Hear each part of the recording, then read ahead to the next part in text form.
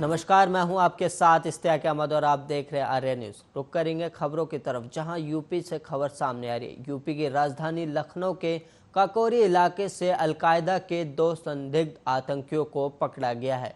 एक संदिग्ध आतंकी को मंडियाव से हिरासत में लिया गया। गिरफ्तार अलकायदा के आतंकियों के पास से प्रेशर कुकर और टाइम बम बरामद किया गया है।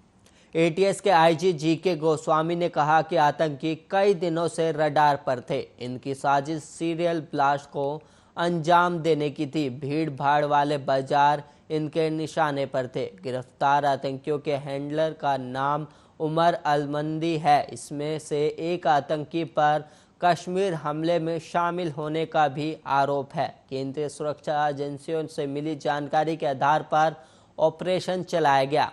एटीएस के जवानों ने अभी भी काकोरी इलाके के एक घर को घेरा हुआ है। आसपास के घरों को खाली करा दिया गया है। डॉग स्क्वाड और बम निरोधक दस्ते को मौके पर बुलाया गया। एटीएस के सूत्रों के मुताबिक आतंकियों के निशाने पर बीजेपी के बड़े नेता थे। काकोरी इलाके में जिस जगह से घर है उसी के पास ही बीजेपी के सांसद कौशल किशोर का भी आवास है, जिन्हें हाल ही में केंद्र में मंत्री बनाया गया है। बता दें कि इससे पहले काकोरी के हाजी कॉलोनी में सैफुद्दीन सैफी को पुलिस ने मार गिराया था। मार्च 2017 में करीब 12 घंटे तक ऑपरेशन चला था।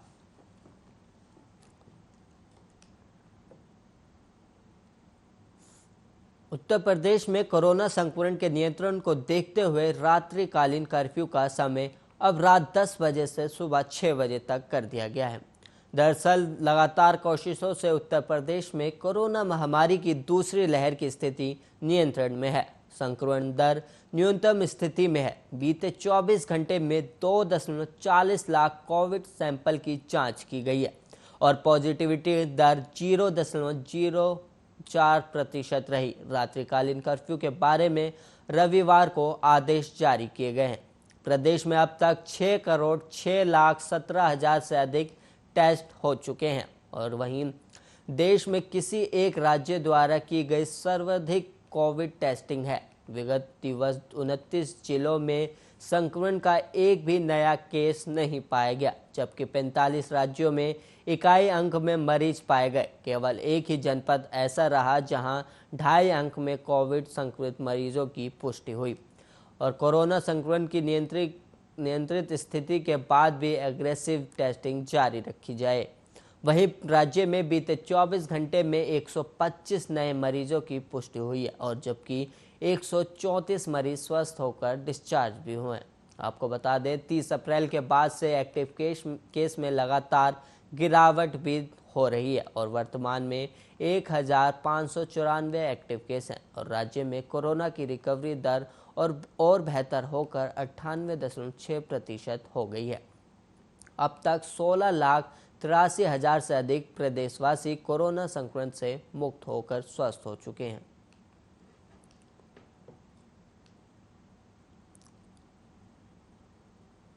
और वहीं अमूल के बाद अब मदर डेयरी ने भी ग्राहकों को झटका दे दिया है। मदर डेयरी ने दिल्ली एनसीआर में दूध के दाम बढ़ा दिए हैं। इसमें 2 रुपये प्रति लीटर की बढ़ोतरी की गई। नई कीमत 11 जुलाई 2021 यानी आज से लागू है। कोरोना काल में महंगाई से जनता पहले ही परेशान है। खाने पीने के सामान से लेकर पेट्रोल डीजल तक महंगा हो गया है, जिसका सीधा असर जनता की जेब पर पड़ा है। उच्च इनपुट लागत के कारण कंपनी ने दूध के दाम बढ़ाए हैं। कंपनी ने आखिरी बार दिसंबर 2019 में दूध की कीमतें बढ़ाई थी। अब मदर डेयरी ने कहा कि नई कीमतें दूध के सभी प्रकार पर लागू होंगी।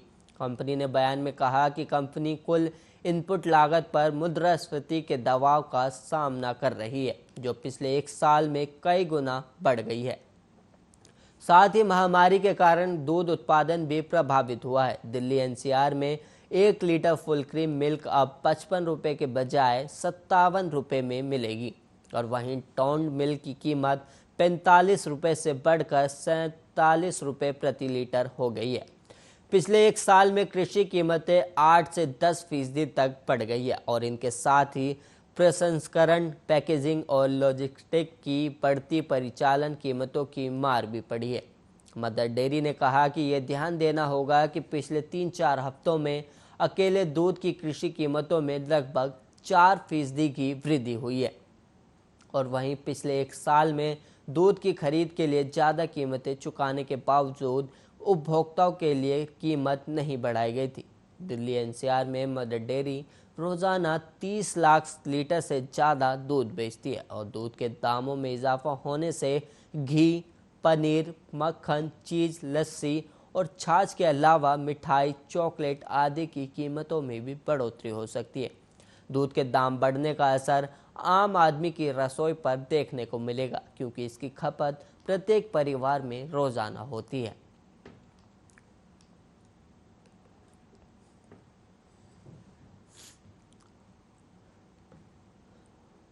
और वहीं उत्तर प्रदेश में जनसंख्या विधेयक 2021 का ड्राफ्ट तैयार कर लिया गया है। राज्य विधि आयोग जल्द ही इसे अंतिम रूप देने के बाद राज्य सरकार को सौंपेगा।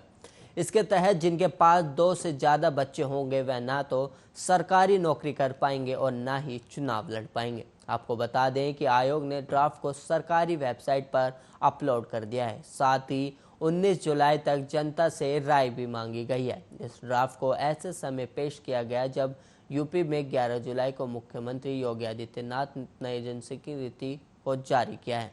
गौरतलब है कि राज्य विधि आयोग ने यह ड्राफ्ट खुद तैयार किया है। इस ड्राफ्ट को तैयार करने के लिए कोई सरकारी आदेश नहीं दिए गए थे।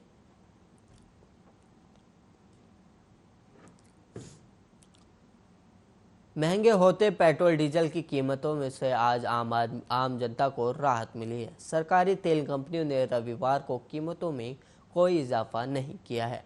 एक दिन पहले दिल्ली में पेट्रोल डीजल की खुदरा कीमतें 35 पैसे और 26 पैसे प्रति लीटर बढ़ी थी, जिसके बाद राजधानी में 1 लीटर पेट्रोल का भाव 100.91 रुपये और डीजल का भाव 89.88 रुपये पर पहुंच गया था। डीजल की कीमतें पूरे देश में शतक के निशाने को छूने के बहुत करीब पहुंच गई है।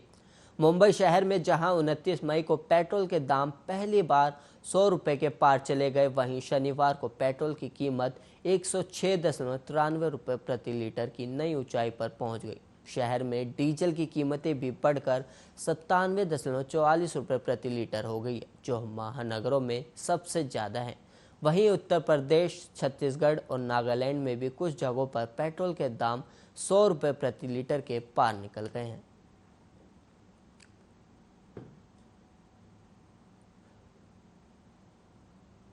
और वहीं पुरी में भगवान जगन्नाथ की वार्षिक रथ यात्रा को लेकर एक दिन पहले आज रात 8 बजे कर्फ्यू लगाया जाएगा। वहीं 13 जुलाई को सुबह 8 बजे तक जारी रहेगा। बता दें, इस साल रथ यात्रा 12 जुलाई को होगी। रथ यात्रा का उत्सव शुक्रवार को भगवान के नव यौवन दर्शन के साथ शुरू होगा, जिसके दौरान अनासरा घर में 14 दिन रहने के बाद उनकी युवा व्यवस्था की पूजा की जाती है। पूरी शहर के सभी प्रवेश बिंदुओं को सील कर दिया जाएगा। कोविड-19 महामारी के मद्देनजर भक्तों को नियंत्रण में रखने के लिए प्रतिबंध लगाए जा रहे हैं। और वहीं 16 जुलाई तक उच्च संक्रमण दर वाले 10 तटीय जिलों में लगाए गए सप्ताहांत बंद में पूरी शहर में प्रतिबंधों में कुछ ढील दी जाएगी और त्रिदेव भगवान जगन्नाथ, भगवान बलभद्र और देवी सुभद्रा अनासरा घर में 14 दिन बिताने के बाद नव यौवन दर्शन के दौरान प्रकट हुए। हालांकि श्रद्धालु उत्सव में सीधे भाग नहीं ले सकेंगे क्योंकि महामारी के कारण किसी को भी मंदिर में प्रवेश की अनुमति नहीं है। राज्य सरकार ने लोगों से उत्सव के दौरान पुरी नहीं जाने और टीवी पर रथ यात्रा का सीधा प्रसारण देखने की अपील की है। आमतौर पर रथ यात्रा के दौरान पुरी में लगभग 10 लाख लोग इकट्ठा होते थे।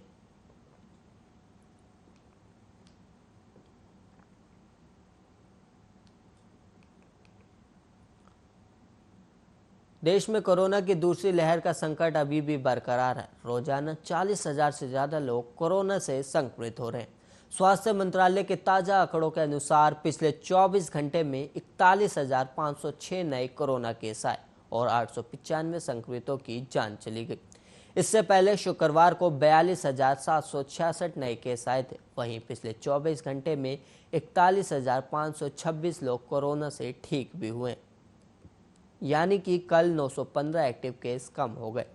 ये लगातार 33वां दिन है जब भारत में 1 लाख से कम नए कोरोना वायरस मामले सामने आए हैं। कोरोना एक्टिव केस अब 5 लाख से नीचे आ गए हैं। वर्तमान में 4,54,118 एक्टिव मामले हैं और अब तक कुल 4,08,040 मौतें हुई हैं। और वहीं अब तक कुल 2,99,75,000 लोग ठीक भी हो चुके हैं। महामारी की शुरुआत से अब तक कुल 3,08,37,222 लोग संक्रमित हो चुके थे।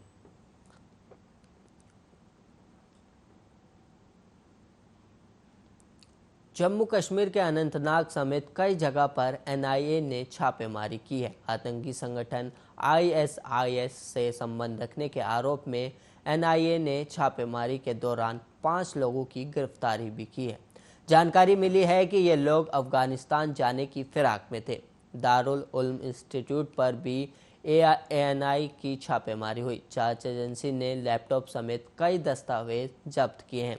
दारुल उल्म इंस्टीट्यूट के चेयरमैन को भी हिरासत में लिया गया।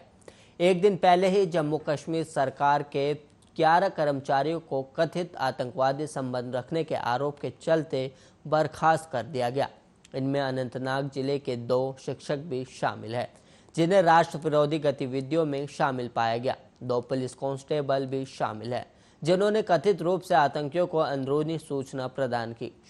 शनिवार को बर्खास्त किए गए 11 सरकारी कर्मचारियों में से 4 अनंतनाग जिले के, 3 बडगाम के और एक बारामुल्ला, श्रीनगर, पुलवामा और कुपवाड़ा जिले के हैं।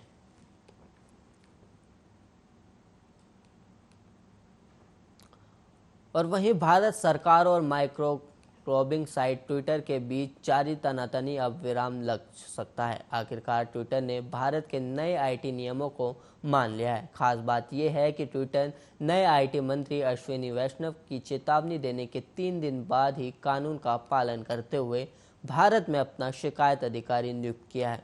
ट्विटर ने विनय प्रकाश को भारत के लिए निवासी शिकायत अधिकारी नियुक्त किया है। कंपनी की वेबसाइट पर यह सूचना डाली गई है। भारत में नए सूचना प्रौद्योगिकी नियमों का अनुपालन करने में विफल रहने की वजह से ट्विटर लगातार विवादों के घेरे में थी। नए आईटी नियमों के तहत 50 लाख से अधिक प्रयोगकर्ताओं वाली सोशल मीडिया कंपनियों को 3 महत्वपूर्ण नियुक्तियां, मुख्य अनुपालन अधिकारी, नोडल अधिकारी और शिकायत अधिकारी की नियुक्ति करने की जरूरत है। ये 3 अधिकारी भारत के निवासी होने चाहिए। ट्विटर की वेबसाइट पर डाली गई सूचना के अनुसार विनय प्रकाश कंपनी के निवासी शिकायत अधिकारी हैं।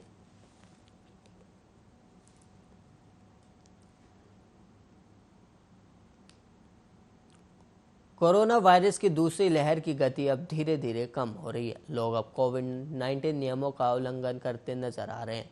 मामले की गंभीरता को देखते हुए केंद्रीय गृह सचिव अजय भल्ला ने राज्य सरकार द्वारा हिल स्टेशनों और पर्यटन स्थलों में कोविड-19 के प्रसार को रोकने के लिए उठाए गए कदमों की समीक्षा की है। बैठक के दौरान गोवा, हिमाचल प्रदेश, केरल, महाराष्ट्र, राजस्थान, तमिलनाडु, उत्तराखंड और पश्चिम बंगाल जैसे राज्यों में कोरोना की स्थिति पर बात की। इस दौरान केंद्र ने राज्यों को कोरोना से जुड़ी 5 फोल्ड स्ट्रेटेजी को फॉलो करने के निर्देश दिए। बैठक के दौरान केंद्रीय गृह सचिव ने विशेष जोर देते हुए कहा कि कोविड की दूसरी लहर का कहर अभी खत्म नहीं हुआ है। उन्होंने ये भी कहा कि राज्यों को अपनी ओर से पहल करते हुए लोगों द्वारा मास्क पहनने, सोशल डिस्टेंसिंग का पालन करने और अन्य प्रोटोकॉल का कड़ाई से पालन सुनिश्चित करना चाहिए। और वहीं बैठक के दौरान केंद्र की ओर से कहा गया, ऐसा देखा जा रहा है कि विभिन्न राज्यों में कोरोना की दूसरी लहर में गिरावट वेरिएबल स्टेज पर है, जहां ओवरऑल पॉजिटिविटी रेट में कमी दर्ज की जा रही है। वहीं राजस्थान, केरल, महाराष्ट्र, तमिलनाडु, पश्चिम बंगाल, उत्तराखंड और हिमाचल प्रदेश में पॉजिटिविटी रेट 10% से ज़्यादा है। ये एक चिंता की बात है।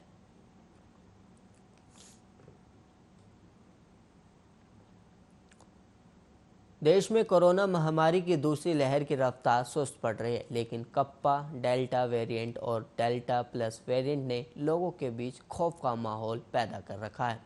कोरोना महामारी के बीच अब देश में जीका वायरस ने दस्तक दे दी है। केरल में शनिवार को एक और जीका संक्रमित मिलने के बाद अब तक 15 से अधिक मामलों की पुष्टि हुई है। इसके बाद तमिलनाडु और कर्नाटक ने अपने यहाँ सख्ती बढ़ा दी है। केरल से लगती सीमाओं पर कड़ी जांच के साथ ही ई पास अनिवार्य कर दिया गया है।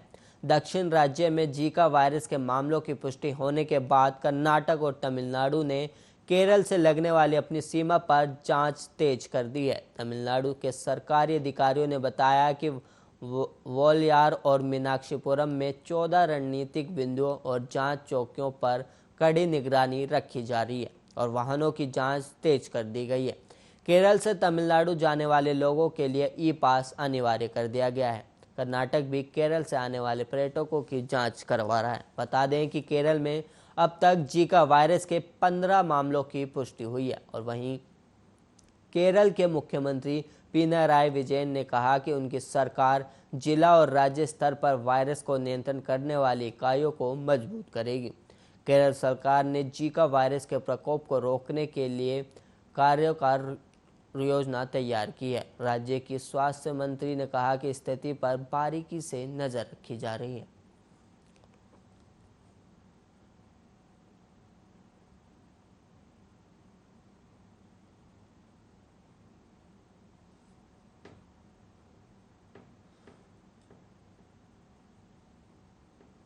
अफगानिस्तान में बढ़ती हिंसा और तालिबान के बढ़ते प्रभाव के बीच भारत ने कंधार से करीब 50 राजनयिकों और सुरक्षाकर्मियों को निकाल लिया है। साथ ही उन्हें वापस भारत ले आया गया है। सूत्रों के मुताबिक इन सब को भारतीय वायुसेना के एयरक्राफ्ट से कंधार से निकाला गया। सरकार के सूत्रों ने बताया कि कंधार में भारतीय कंसुलेट को भी अस्थायी तौर पर बंद किया गया है और फिलहाल वहां केवल स्थानीय कर्मचारी ही काम कर रहे हैं। साथ ही और सभी सेवाएं काबुल स्थित भारतीय दूतावास के जरिए दी जा रही है। असल में जैसे जैसे अमेरिकी सेनाएं अफगानिस्तान से निकल रही हैं, वैसे वैसे तालिबान एक बार फिर से अफगानिस्तान में सिर उठा रहा है। वहीं एक दिन पहले ही तालिबान ने दावा किया था कि अब तक वो 50% यानी आधे अफगानिस्तान पर वापस कब्जा जमा चुका है। भारत को कंधार से अपने राजनयिक और सुरक्षाकर्मियों को इसलिए निकालना पड़ा क्योंकि तालिबान ने दावा किया कि वो कंधार शहर के अंदर तक घुस आया है। भारत सरकार के सूत्रों ने कहा कि स्थिति के सामान्य होने पर कंधार कंसुलेट को वापस खोला जाएगा।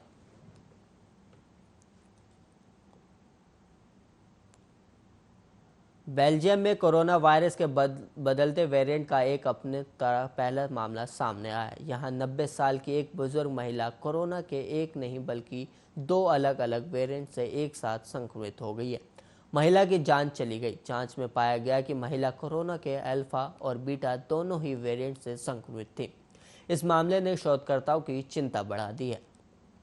महिला काफ़ी समय से घर में अकेले रह रही थी। महिला ने अभी तक कोरोना रोधी वैक्सीन नहीं लगवाई थी। बीते दिनों तबीयत बिगड़ने पर बेल्जियम के ओल्स्टर शहर में OLV अस्पताल में भर्ती कराया गया और उसी दिन महिला की कोरोना जांच रिपोर्ट भी पॉजिटिव आई। शुरुआत में महिला का ऑक्सीजन स्तर अच्छा रहा, लेकिन उसकी तबीयत तेजी से खराब होती गई और सिर्फ 5 दिनों के अंदर महिला की मौत हो गई। महिला की कोरोना रिपोर्ट पर एक्सपर्ट ने पड़ताल शुरू की तो पता लगा कि महिला में कोरोना का अल्फा स्ट्रेन भी था जो ब्रिटेन में सबसे पहले मिला था और बीटा वेरिएंट भी जो सबसे पहले दक्षिण अफ्रीका में पाया गया था।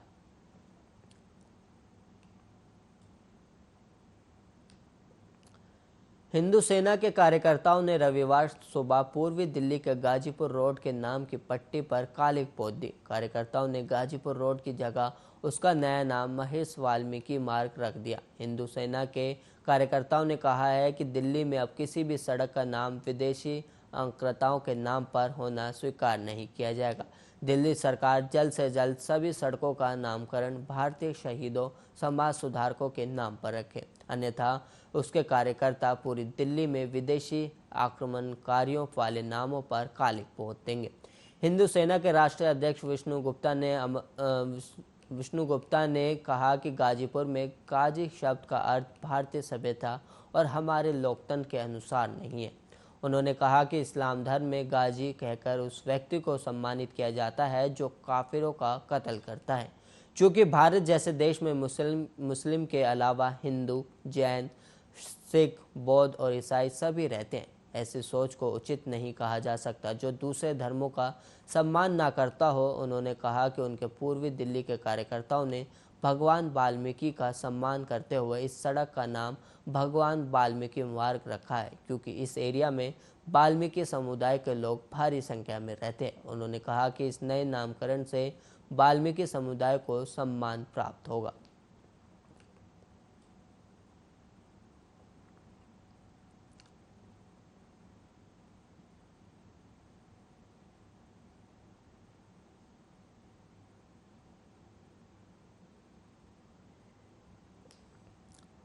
इस बुलेटिन में इतना ही। ऐसे ही तमाम खबरों के लिए आप देखते रहिए आर्य न्यूज़।